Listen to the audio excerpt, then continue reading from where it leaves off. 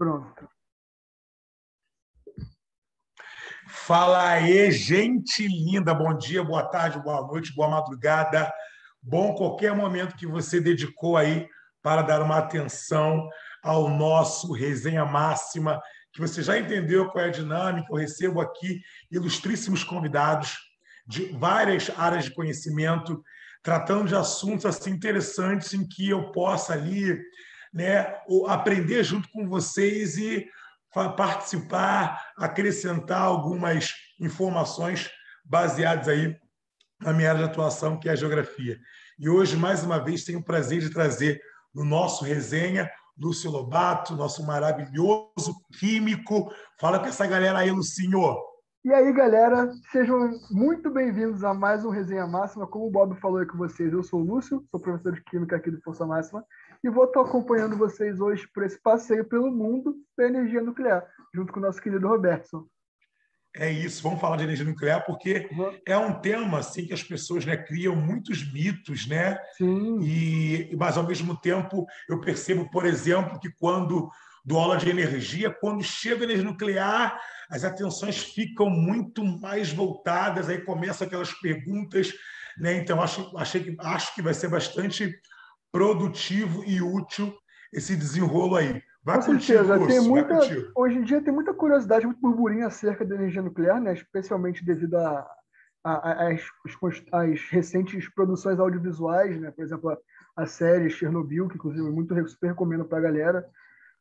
A questão da bomba nuclear também, qual a diferença de bomba para energia, tudo isso a gente pode dar uma comentada hoje, beleza? Perfeito, perfeito, Então, é com tudo. eu queria começar nosso passeio aqui conversando com você um pouquinho sobre como funciona uma usina nuclear, né? Qual é o papel da radiação da substância radioativa, né?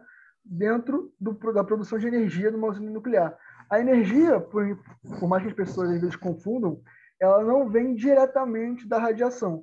A radiação é um processo que é utilizado, na verdade, dentro desse reator aqui, ó, que você consegue ver, para aquecer uma porção de água, e essa água vai aquecida, né, vai passar para o estado de vapor, é mantida em alta pressão, ela é liberada, gira uma turbina de vapor dentro de um gerador de energia, que nem aquele gerador que a gente tem na usina hidrelétrica, só que na usina hidrelétrica quem gira é a força da natureza, é a cachoeira. Aqui não, é um vapor em alta pressão gerado pela evaporação, pela ebulição da água causada pela reação nuclear, né, pela liberação de energia da reação. Então, essa turbina gira, produz energia elétrica que vai ser utilizada aí na sua casa, na minha, na nossa casa, na nossa residência.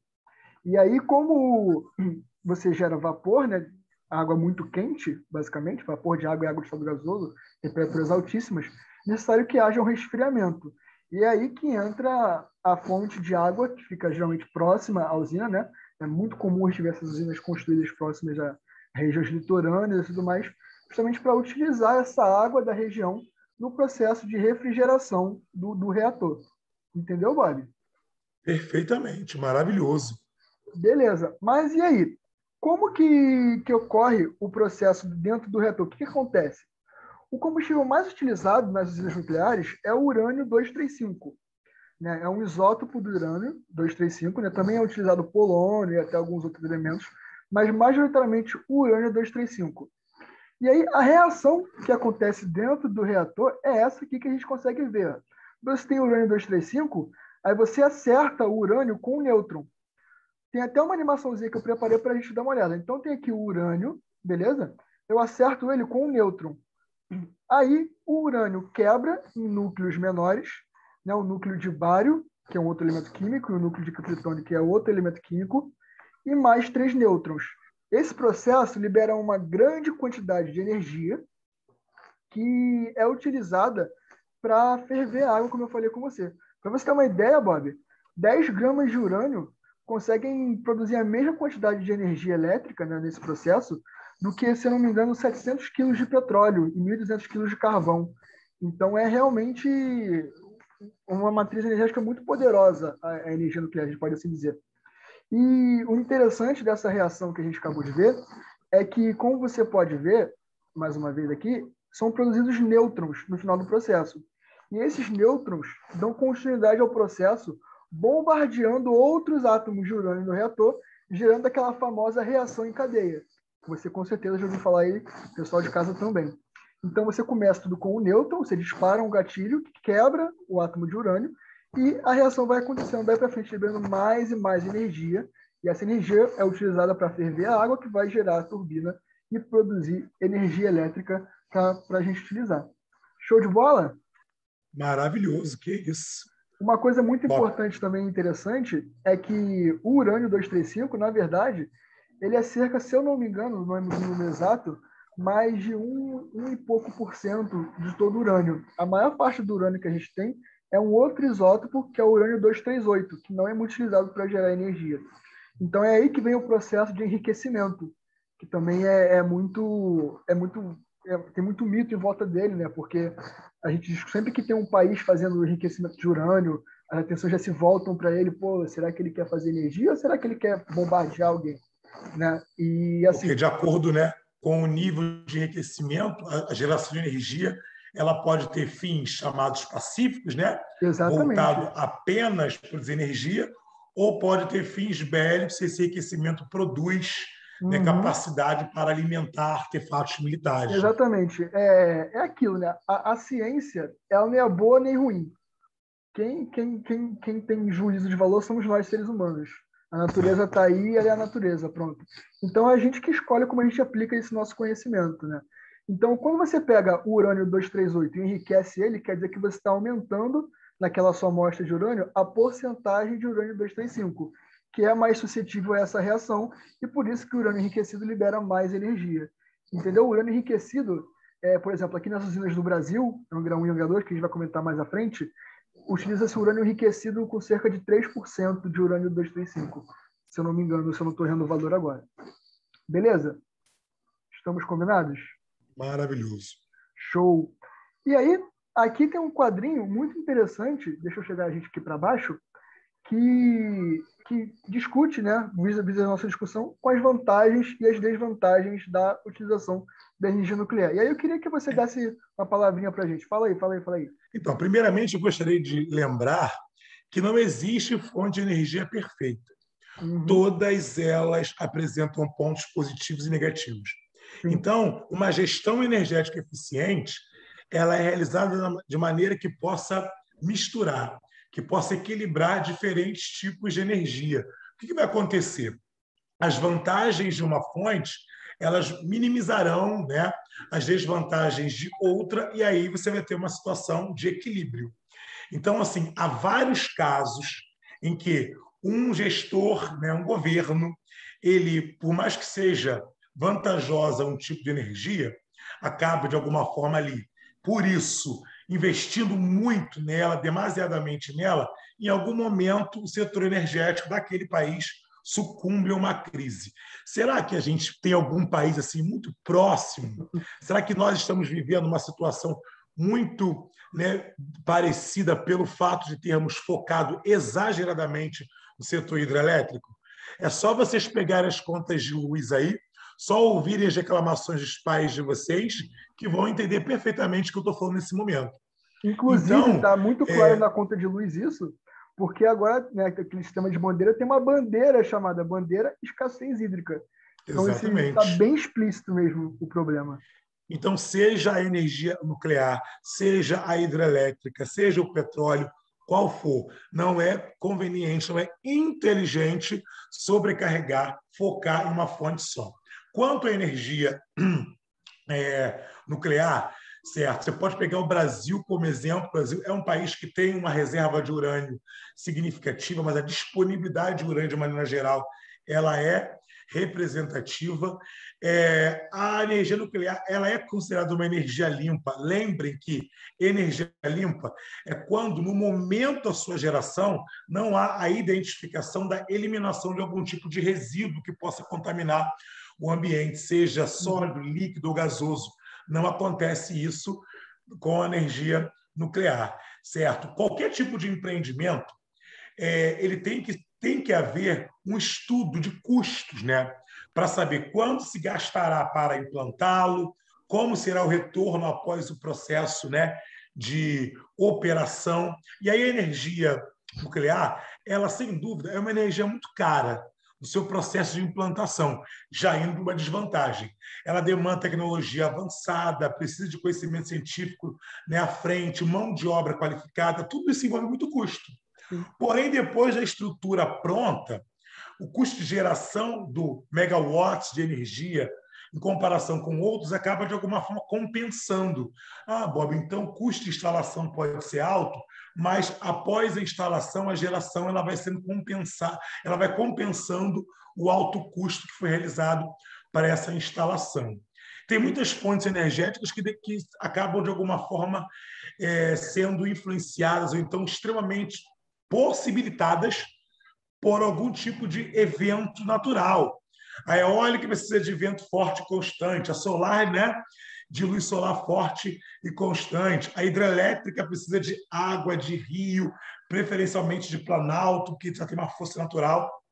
A energia nuclear ela independe, né, de fatores naturais, a não ser o acesso à reserva de urânio, que não necessariamente precisa estar no local onde a energia vai ser produzida.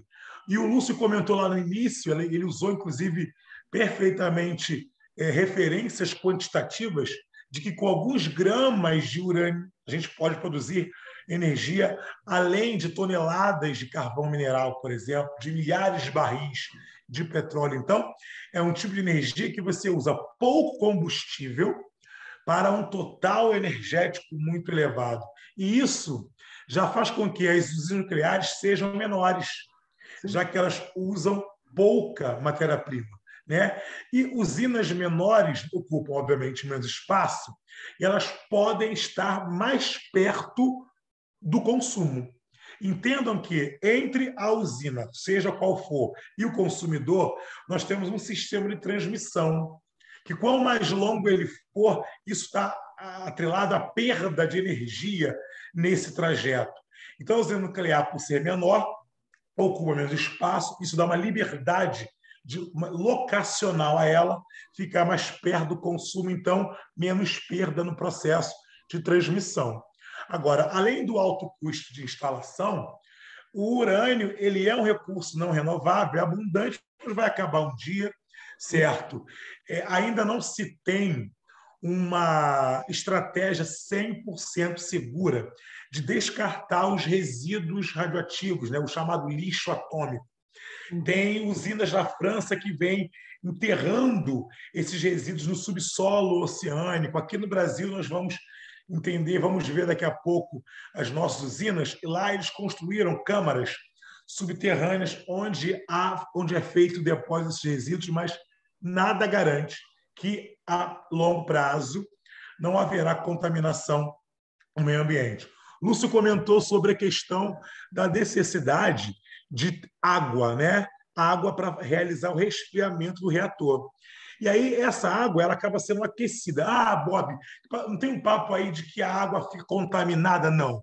A água não entra em contato com a radiação.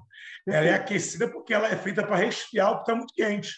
Quando ela é retornada para o mar ou para o rio ali, ou lago, de onde essa água saiu, ela volta com uma temperatura maior do que a natural. Isso ocasiona desequilíbrios, né, locais aí onde essa água vai e volta com essa temperatura alterada. Sim. Foi o que a gente está falando aqui como poluição térmica. Exatamente. Show, então. Nós temos aí vantagens e desvantagens, e cabe, então, a um gestor, cabe ao governante do país, cabe ao Ministério, por exemplo, no Brasil, de Minas e Energia, de avaliar vantagens, desvantagens, viabilidades que o território do país tem, demanda para energia, para poder calcular se vale ou não a pena investir em energia nuclear. Exatamente. E, Bob, uma coisa importante que não está aqui, que deixei para aparecer depois, justamente porque é uma polêmica muito grande, é em relação à segurança das usinas. Sim, ótimo. Porque diversos autores, diversos cientistas defendem a segurança da usina nuclear, inclusive um aspecto que você falou, o fato de elas serem consideradas seguras é o que leva elas a poderem serem instaladas com proximidade a centros urbanos, etc. Só que a gente também sabe que qualquer pequeno problema numa usina nuclear pode se transformar numa catástrofe de proporções inimagináveis, não é mesmo? Acidentes, todas as gerações de energia são passíveis, são suscetíveis. Porém, as consequências dos acidentes nucleares, a história comprova, certo? Eles automaticamente assumem aí o caráter de grandes catástrofes. Exatamente. E a mensagem que a gente quer deixar, pelo menos nessa parte aqui, é justamente até que ponto a segurança é um fator realmente presente nas usinas e até que ponto a gente tem que tomar cuidado com onde a gente instala ou com o que a gente está fazendo, não é verdade? Eu coloquei aqui Perfeito. para a gente uma lista com os principais acidentes que ocorreram com usinas nucleares ao longo da história, né? Maravilhoso. Então, se você dá uma olhada aqui, tem vários acidentes, né? E aqui são só alguns deles. A gente tem pelo menos aqui 7 acidentes que ocorreram até, se você for olhar, em intervalos, alguns com intervalos de tempos muito grandes e outros mais curtos, né? Onde eu queria muito destacar com você o acidente da usina de Chernobyl e o acidente da usina de Fukushima. O de Chernobyl, porque sem dúvida nenhuma é o de maior proporção, é o que assumiu maior proporção na história mundial, foram milhões de mortos. A usina de Chernobyl até hoje, a região de Chernobyl, da cidade de Chernobyl, não é habitada, né? Não pode ser habitada. Há ainda pessoas que têm problemas de saúde que foram, de Sim, alguma forma, herdados, né, de seus ascendentes que tiveram contato com a contaminação por conta do acidente. sim, exatamente. E a usina de Fukushima, que eu destaquei por ser o mais recente, né? É aquele que está mais fresco na memória da gente e também das provas, de vestibulares, etc., que podem eventualmente aparecer. Mas é importante as pessoas saberem que não foram só esses únicos acidentes. O próprio Estados Unidos, né, já tiveram acidente nessa história. O acidente aqui da central nuclear de Three Mile Island, lá em 1979, foi um acidente até parecido com o que aconteceu em Fukushima. O problema foi parecido que ocorreu, né? Foi um vazamento causado se não me engano, foram causas naturais mesmo, mas que também tiveram impactos na região. Então a gente foca muito em Chernobyl e Fukushima, e a gente acaba passando a impressão de que nunca aconteceu mais nada de errado, mas na verdade não. São acidentes históricos ao longo do tempo, né? E É aí, importante, né? pode falar. É importante destacar que de 86, né, de Chernobyl para cá, o investimento, o desenvolvimento científico voltado especificamente para elevar os níveis de segurança Uhum. de toda de toda a engenhosidade que gira em torno do processo nuclear aumentou. E Sim, que Fukushima não foi um acidente operacional. Vamos lembrar que o Japão é um arquipélago vulcânico, constantemente acometido por tremores, tsunamis, que foi ocorrido em 2011. Então, o impacto, né, gerado pelo tsunami acabou rachando o reator, promovendo um nível de vazamento muito significativo. Então, exatamente. assim, os japoneses, inclusive, né, criaram um alerta, eles perceberam até que ponto foi coerente eles terem investido na nuclearidade, levando em conta que tem um território que é sacudido o tempo todo. Sim. Ah, mas, pô, usina nuclear, o Bob falou, né, que são pequenas porque usam, né, menos combustível. Então, o Japão, arquipélago vulcânico, que tem problemas com o espaço. Então, Nossa. perceba como é adequada à realidade japonesa, mas até que ponto foi válido investir tanto se a segurança não é garantida mediante a condição geológica? Foi o que eu disse, cabe a um gestor eficiente fazer análise, né, entre vantagem, desvantagem, custo, segurança, para poder fazer as melhores escolhas energéticas para os seus países. Exatamente. Inclusive tem uma escala, né, que avalia a gravidade do acidente e Chernobyl e Fukushima estão lá no topo estão no topo de periculosidade, né, do acidente. Apesar da proporção ter sido bem diferente, até porque as ações tomadas pelo governo, pelas autoridades competentes foram completamente diferentes, né? Chernobyl houve até uma certa negligência da parte do governo e no Japão já foi tratado como realmente um acidente sério, as informações foram divulgadas, até pela época que aconteceu, né? Sim, Mas sim. a informação hoje em dia circula muito mais rápido, é muito mais fácil divulgar os problemas e tal. Isso, de 86 para cá, né, o Chernobyl ficou com uma referência, ficou com uma experiência, né, do que fazer em caso parecido. A tecnologia avançou, tecnologia para se evitar, tecnologia para se, na verdade, mitigar os problemas gerados. E no tema mitigar desastres, os japoneses dão aulas e palestras, né? Aulas e aulas, aulas e aulas. Aulas e palestras, porque eles reconstroem Exatamente. cidades inteiras em poucos dias, que são, né, dizimadas por terremotos, já viveram erupções vulcânicas, tsunamis, e, né, eles têm a capacidade de se reerguer, né, dinheiro, né, conhecimento Resiliência, científico, resiliência. tecnologia, instrução, as pessoas sabem o que fazer, o que não fazer em momentos de emergência, tudo isso conta. Então, muitos Exatamente. desastres acontecem no Japão, às vezes com uma proporção maior do que em países vizinhos como a Índia, mas a infra do Japão é tão superior que eles conseguem, né, se recuperar com mais facilidade e vivenciarem danos menores. Exatamente, com certeza. Falou tudo. Mandou muito aí. Então, depois desse acidente, eu trouxe aqui alguns dados para a gente sobre como a matriz energética nuclear, né, é utilizada, faz parte da matriz energética mundial. E aí, se a gente observar aqui no gráfico, apesar do avanço desse tipo de energia ao longo do tempo, ela ainda representa apenas 10% do total mundial, né? A gente pode ver aqui que o gás e as usinas hidrelétricas têm uma grande porcentagem e, por incrível que pareça, as fontes renováveis estão aqui em primeiríssimo. Desculpa, o carvão ainda está em primeiro lugar, até muito por causa da China, né? Países que ainda China e Índia, aí, com certeza, justificando esses ainda elevados níveis de uso de carvão exatamente. mineral. Apesar da Índia ser um grande consumidor também de energia nuclear, né? Vale destacar. E as fontes renováveis, que era o que eu realmente queria falar, na verdade, estão aqui, ó, em 5,6% apenas, o que é uma tristeza, né? Uma pena, apesar da constante evolução nesse sentido de buscar cada vez mais fontes renováveis, procurar expandir esse setor, infelizmente ainda é uma porcentagem muito pequena do total, né? O que eu queria frisar é que, lembrando da incidência de cobrança em exames vestibulares, é que desses 10,4% aí referente ao uso mundial de energia nuclear, você vai perceber uma irrefutável concentração em países centrais, já Exatamente. que é um tipo de energia que está atrelada a conhecimento científico, tecnologia e mão de obra de nível elevado, de níveis Exatamente. elevados. Aqui eu Então, até muitas destaquei, ó, questões. Estados Unidos, França e Japão. E Cerca aí, de ó, olha aí. 60% de toda a energia nuclear do mundo. Sim, Então, mais da metade desses 10% são Estados Unidos, França e Japão. Se eu não me engano, falando em valores, os Estados Unidos têm cerca de 100 reatores em atividade e a França tem por volta de 50, é metade. Né? Os Estados Unidos são pioneiros ainda, não tem jeito, mas a França, por incrível que pareça, tem 80% de toda a energia dela proveniente justamente de energia nuclear.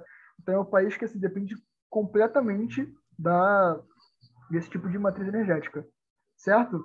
A gente pode ver também que alguns perfeito. países em desenvolvimento, como a China, né, que hoje em dia já é uma grande potência, a Rússia também, a Coreia do Sul e a Índia, são adeptos da energia nuclear. E outros dados que são importantes destacar é como é que eu posso dizer? Não discrepância, mas me ajuda aí, me ajuda aí. A contratendência, né, que a gente tem observado em alguns países. Por exemplo, após o acidente de Fukushima, o Japão desativou todos os reatores nucleares, todos. Se não me engano, eles tinham 54. Desses 54, 12 foram cancelados completamente, não foram fechados completamente, encerrados, não voltarão a funcionar. E dos 42, aos poucos estão retornando ao processo de produção de energia. Mas, se você observar, alguns países, como, por exemplo, a Alemanha e a Suíça, tendem a abolir completamente a utilização de energia nuclear. A Alemanha, acho que tem 9 reatores ativos e a tendência é que até o final da década de 2020 eles encerrem completamente a utilização dessa energia nuclear, mostrando que aquele nosso questionamento é válido, né? Muito por causa da segurança mesmo. Porque é aquilo, é seguro? É. Mas até que ponto vale a pena? Se você tem outra forma, ou talvez uma forma mais limpa até de produzir energia, por que não adotá-la em vez de permanecer na energia nuclear que não é muito impactante, mas ainda assim gera um impacto, não é mesmo? Perfeito. E os países europeus, como você colocou aqui, ó, Alemanha e Suíça, né? A Europa, que sem dúvida vem assumindo um protagonismo muito expressivo no que tange a adequar ambientalmente a pegada energética, aí ó, aparecendo como destaque, aí, como referências à ideia de abandono, né, da energia nuclear. Exatamente. Mas e o Brasil nisso tudo? Como que está o Brasil no âmbito da energia nuclear? Bob, dá uma palavrinha para gente. Então, o Brasil, ali nos anos 70, o mundo vivendo crises do petróleo, a nuclearidade deu uma avançada como outras fontes, porque os países perceberam que não poderiam ficar dependentes do petróleo, sobretudo o do Oriente Médio.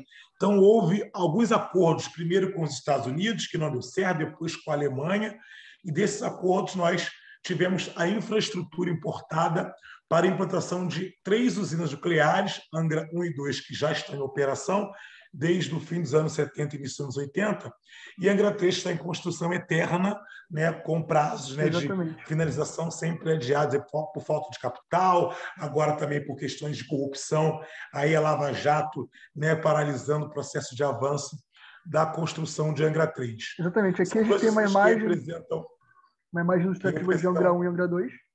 Isso, que representam 30% da energia do estado do Rio de Janeiro, aproximadamente 3% da energia nacional, certo? E elas são exatamente daquele tipo que o Lúcio explicou no início, que dependem da proximidade de uma fonte hídrica, por isso a escolha do litoral da Costa Verde, por isso em Angra, para ter acesso à água para realizar o resfriamento, né, dos reatores. Exatamente. E há pouco tempo, acho que desses dias até, finalmente parece que a obra de Angra 3 vai voltar a andar, a previsão dela é em 2026, né, para ela estar começando a gerar energia em 2026, o que vai melhorar muito, a gente espera, né, pelo menos, tanto como cientista quanto como consumidores de energia elétrica, a situação da matriz energética nacional. E Sim. tem cada vez mais alguns acordos sendo fechados para a questão de ainda mais usinas nucleares, justamente por conta das recentes crises hídricas que a gente vem sofrendo, né? Tem um programa nacional elétrico aí que ele estima que até 2030 nós devemos, né, nós precisamos aumentar a geração de energia elétrica advinda da nuclearidade em pelo menos 4.000 megawatts. Aí seriam 2.000 no Sudeste e 2.000 no Nordeste. E aí o Nordeste vem, inclusive, recebendo uma prioridade quanto à atual fase do projeto, que é a escolha locacional. Aí vem falando-se, por exemplo, em algumas cidades, né, de Pernambuco que possam receber a construção desses futuros projetos aí de usinas. Mas, né, vamos aguardar cenas do próximo capítulo, porque nós não temos nem a Angra 3 finalizada, então vamos criar muita expectativa aí acerca de novas usinas até 2030 prontas, né? Dificilmente esse prazo, ainda mais conhecendo todo o processo político e econômico brasileiro, dificilmente esse prazo vai ser cumprido. Mas espera-se que pelo menos uma parte seja feita, né? Pelo menos Angra 3, que já está construída, e pelo menos até 2026 a gente espera, torce para que seja finalizado. Bom, acho que por hoje é isso, né, Bob? É o que a gente tinha preparado para esse pessoal maravilhoso passa de casa. rápido, né? Muito, quando a gente está em boa companhia, falando de assunto interessante. Olha só, exatamente. voa o tempo. Pisquei, não é, acabou. gente? Foi. Eu não tenho palavras à altura para expressar, sabe, a satisfação que esse momento aqui ao seu lado, mesmo distante, mas perto distante, me proporcionou. Muito obrigado mais uma vez. Você agregou um valor assim comensurável ao nosso Resenha Máxima. E, com certeza, é uma de muitas que ainda virão, ok?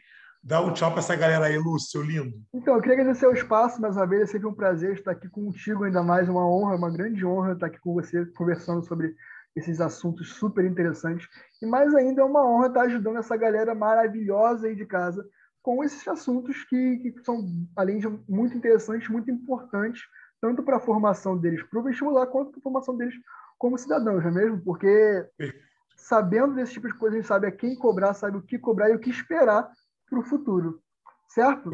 Conhecimento é poder, né? Exatamente. É algo que nunca vão tirar deles. Exatamente. A gente dá para eles algo que assim, não tem como eles perderem mesmo. Só se eles realmente não quiserem absorver. Certo? Exatamente. Então, galera. É nóis. Beijão. Beijo, galera. Tamo junto. Até a próxima. Valeu, Lucinho. Valeu. É nóis.